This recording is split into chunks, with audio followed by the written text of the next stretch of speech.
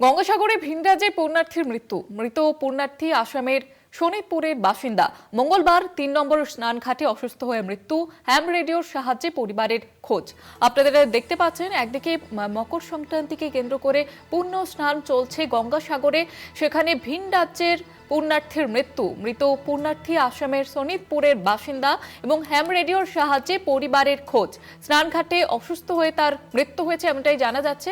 আপনাদের আবারও একবার জানিয়ে রাখবো, মঙ্গলবার ৩ নম্বর স্নানঘাটে অসুস্থ হয়ে মৃত্যু হয়েছে তার।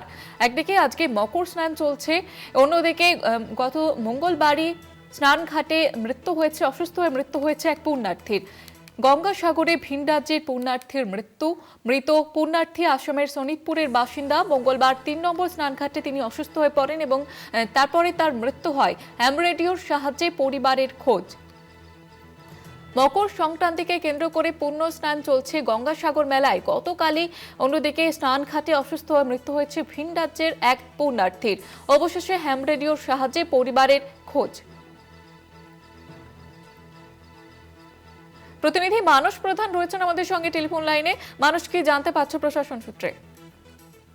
দেখো, যে তোমাকে প্রথমে বলে রাখি, হচ্ছে গঙ্গাসাগরে যে গতকাল যে স্নান করতে গিয়েই হঠাৎই অসুস্থ বোধ করে, তখনই ওই যে তীর্থযাত্রীকে যে স্থানীয় হচ্ছে যে প্রাথমিক যে চিকিৎসা, সেই চিকিৎসায় তাকে নিয়ে যাওয়া হয়। ওই চিকিৎসকের নিয়ে যাওয়ার পরেই কিন্তু তাকে চিকিৎসক মৃত বলে ঘোষণা করে। মৃত হচ্ছে চিকিৎসক, মৃত ব্যক্তির নাম হচ্ছে মিতুল মণ্ডল, বয়স 51।